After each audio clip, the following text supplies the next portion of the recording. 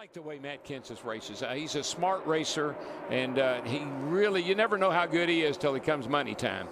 And then all of a sudden, there he is. Remember, he won this race last year, and he's a pretty good racer. Reminds me a lot of David Pearson. Exactly. Yeah, you know, this is such a combination of those smart drivers that are thinking about the next move and playing chess, and then there are those drivers that are just super aggressive, just getting the momentum, taking advantage of it, bump drafting, doing everything they can to get to the front. Dale Earnhardt was one of the best I ever saw. He didn't hold back anything. He was aggressive all the time. That's why he won so many of these things. Jamie? And I talked to Matt Kenseth crew chief Jason Ratcliffe a little bit ago, and he told me they really didn't have a plan for this race. He said Matt is perfect. He knows exactly where he needs to be at the right time, and that's the end of the race. He's very calm, cool, and collected. Now remember, he did come in and pit, but he took fuel only. Hey, I got to tell you this about Earnhardt real quick. Larry said that he'd get on Earnhardt and said, don't you think about it? What's around? Oh, my God. Hard in the wall. Oh, that was a hard lick. And that is Brian Vickers. Another right rear tire went down to me. My gosh, that was a hard lick. You know, we saw that car really dancing around. You made a comment about it, DW. And the next thing you know, he went to go into turn one, and the car just turned around. Oh, my gosh. Clint Boyer also involved. Looks like damage to Kevin Harvick as well. Yeah. Really interesting to know what's going on with these right rear tires. Are they rubbing? Are they puncturing from debris? Greg Biffle. There's a lot of cars got damaged in this little. I don't understand this. Last year was a crash fest, and here we are starting off tonight same way. Now Brian Vickers has come to a stop, and the signal to NASCAR officials that he is okay is that he has lowered his window net. He has done so. Look at that. That's Dale Jr.'s car. The whole side torn out of it. You got to have some sort of right up ahead, right in the middle. Bam. Wow. Gosh, that was hard hit. He almost missed it.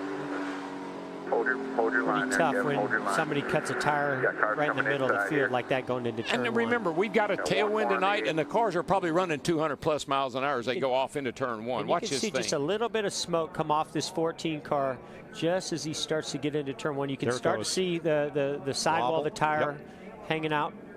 There she goes. There's just nothing you can do in that situation.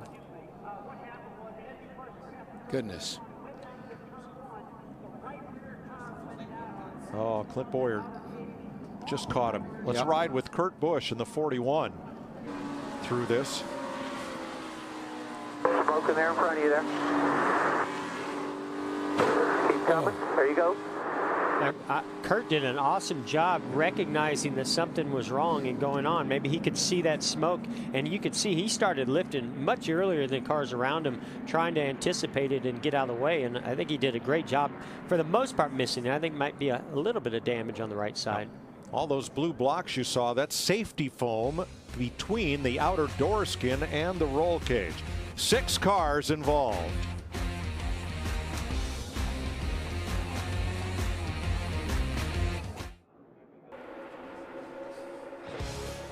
.34 laps to go to the first checkered flag of the NASCAR season. In tonight's Sprint Unlimited, Brad Keselowski has led twice as many laps tonight as in all 3 of his prior Sprint Unlimited appearances combined. Now that piece of plastic on the front of the nose, is that going to cause the car to overheat? We listened in. Got a vacuum on the nose up here.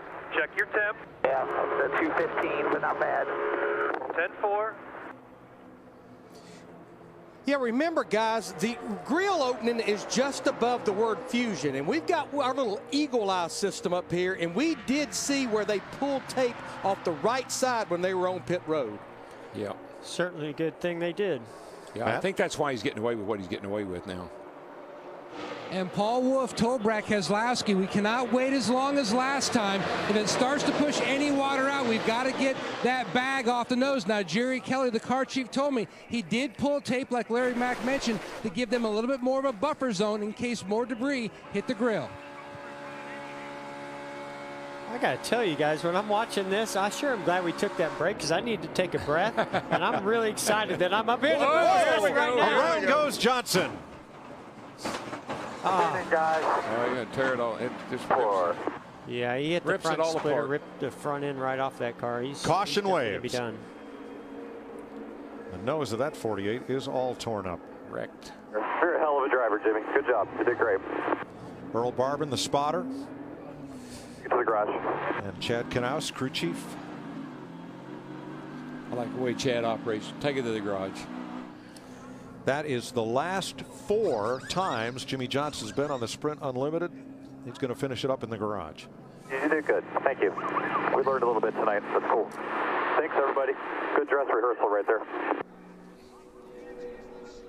Let's have a look here. Look at this group right here, 3 wide. Got Jamie McMurray on the outside. I think that's Casey Mears up on the outside there. And you can see they just still are on his quarter. And it pushed Jimmy up into the 13 just a little bit. Oh, and looked like maybe him and the 13 got together. Then him and Menard got together. Menard may have given Jimmy a little shot and pushed him up into the 13. And that area where Johnson went off is the bus stop chicane for the sports car races here. And it's a grass to asphalt to grass transition. You end up being a farm tractor going through there. It's just a really awkward position to be in. Real tight. Oh, boy, Kyle Larson did a nice job there. Wow. Let's ride along with Jimmy Johnson. In and out. In and out. Watch his hands. In and out. I think he was just in an awkward position.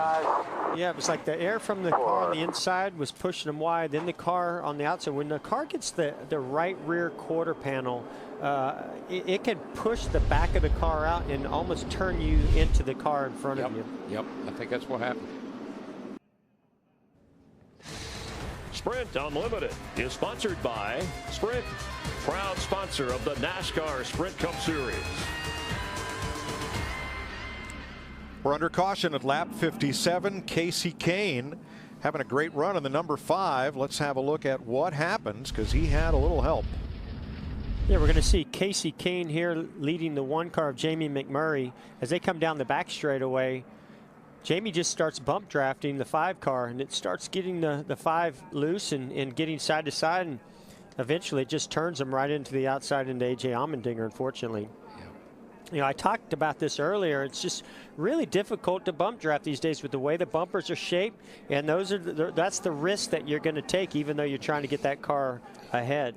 Well, when we look at the cars in the corner, think about how close the bumper is in the corner. When it gets on the straightaway, look how high it is. The car gets light back there. And here's what Jamie McMurray had to say. 100% my fault. I just was trying to give him the best push I could. Sort of stuck down there on the bottom. Yeah, so it's good intentions. You know, Jamie, he saw an opportunity, he had a good run. He's trying to get up there, get squared up on him, and give him that shove to get him by those cars. Unfortunately, you know, it started turning the 5 car back and forth, and at that point, he was just driving the 5 car, and eventually got him so loose he lost control. 15 cars in it to win it with 4 laps to go. And there's definitely a bit of science to that, DW. You're absolutely right. The guys start working how you do it. Sometimes it's outside on the straightaway, inside lane on the corners, just trying to see where that momentum's coming from. But I can tell you, it's anything but easy, and it's certainly nerve-wracking. Who's doing the most work here? The driver watching his mirrors, the spotter telling him where everybody is? Or is it a combination of things? Right now, his eyeballs are just glued wide open. His hands and his knuckles are white, holding onto that steering wheel, trying to gather all that information. Look at all your mirrors, try to block every bit of the line of momentum, and listen to your spotter giving you non-stop information. Denny Hamlin has held off all comers. 3 laps to go. The Ford's trying to gang up on the outside. Now Logano drops to the bottom in front of Matt Kenseth. Oh, no. And a car's in the wall. It is Kurt Busch. Wow, looked like something. That looked like a tire. Yeah, almost like that damage he had on the right rear. Oh, there's more something smoke else up going ahead. on the back straight. Big wreck. Big wreck on the back. Holy smoly. Wow, I did not see that. Logano and Edwards running right at the front, and McMurray trying to sneak past. There's Carl Eric Edwards. Almirola, Here's Kyle Busch. Everybody is in Is that there wreck. anybody that didn't crash? My. Another All right, there another is splitter ripped off one of those cars. That grass is pretty mean. mean back there. Hamlin, grass. Logano, Larson come by, Grass is along for with golf. Kenseth, Menard, and Keselowski, Dillon, and Truex. They were not involved. Kurt Busch high on the outside, the black car toward the back. Yeah, we saw him. He goes up the hill. Looks like lost the right rear tire, maybe. Pretty good chance of that.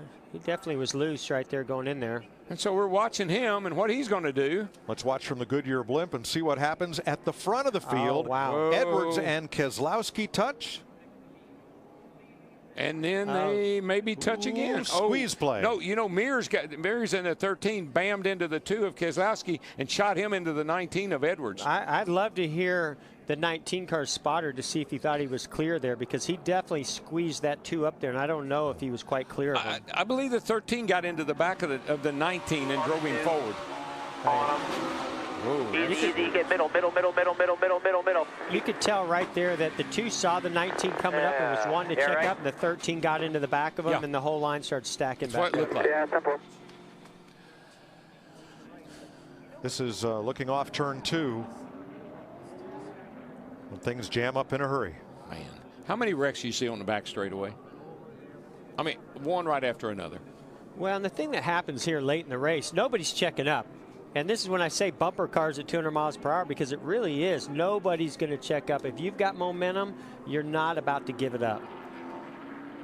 All right, here's Carl, and he's going to run up here, and he and Brad make a little contact. And he really stalled the 2 out right there. Then the 2 fights back on the outside, and they touched, but I think the 13 drove the 2 up into the 19. Yeah, that's what it looked like. I think that the 2 and the 19 started making contact, and the 2 started checking up a little bit, and the 13 had nowhere to go but in the back of him. And like I said, nobody's checking up right now. Mike. Yes. Overtime. We're going to overtime. Overtime. NASCAR style. Yeah, baby. All right, here's the new rule. They will wave the green flag at start finish as usual. And if it is a clean restart and the leader makes it around to the overtime line on the back straightaway without the caution flag waving, then the next flag, yellow or checkered, will end the race. If the leader doesn't get to the overtime line before the caution waves, they'll line them back up and do it again. Green flag in overtime. Denny Hamlin, Joey Logano, and the rest of this field. Now look how organized that outside lane is. Just a little bit better than that inside lane. And see if that pays off for the 22 and the 20. Tell you, Larson fell way back there. I don't know what happened when he shifted gears. I don't know if he just lost a little momentum, I guess. Oh, he's gonna, if he goes to the outside, this thing's over for Hamlin. But he didn't. He ended up going back to the inside. Here they come on the outside, 3 wide. And here's the overtime line. Well, we made it to the line. Can we make it through 3 and 4? Can we make it back around? 42 going to the top of the 20. 42, their first 2 are uncovered. Now, right now, with the 22 and 11 being side by side, it's anybody's race to the line. We could have a photo finish here. White flag this time. Hamlin back to the front. One thing I bet you Hamlin doesn't do is go below that yellow line when he gets down here for the win. Wow. Whoa! No, that's clear. it. They're wrecking behind you. That was all at the back. We may make it to the checkered flag. The wreck is at the tail end. They're 2 by 2. You're clear by 2. Leaders on the back straightaway. Coming hard. Caution waves. It's over. Caution. Hell yeah. 25 cars started. Just roll out. 8 cars finished. Denny Hamlin must still make it around to the checkered flag under reduced speed, and he will be the Sprint Unlimited winner for the 3rd time in 11 tries. What a great gamble. Hamlin, checkered flag, wins the Sprint Unlimited over Logano. Great job. Great job. Well done. And 21 caution laps. You made it happen. Lambert. Woo. What about he's feeling good right now. New crew chief. Victor, thanks a lot. Got the car fixed, and what a way to start off. enjoy this one, boys. So it looked like Hamlin put a big block on the 27 car. The 20 gets right in there behind Menard, and then as they got into turn 1, it looked like they just ran out of room between the 20 and the 1. He was already side by side with the 2, and then caught up the 78 in that as well. Wow, just one wreck right after another. It's amazing. So when that little incident happened, when the 11 blocked the 27's run and the 20 was right behind him, it just stalled him out a little bit, and that one car had momentum coming right to the center. He saw an opening there. And in the closing laps of these races, as I mentioned before, you don't check up, you don't lift, you just can't. If you're going to win the race, and it's really all about winning, you got to stay in the gas even if that gap closes right in front of you. Yeah, you just can't drive your car and the other guys. And when the other guy has trouble, you're going to hit him, and that's going to cause more trouble. So it causes a big, big mess. Gosh, the carnage in the garage area, for heaven's sake. The car that won the race is torn up. I mean, its whole right side is caved in. See how much fuel he has here to do his burnout. Oh, he got plenty of fuel. Well, Joe Gibbs Racing has now won the Unlimited 4 of the last 5 years. He was very kind to the beautiful grass I here think he at got the Daytona. memo. He got the memo on the grass. You tear up the grass, you're going to pay for it.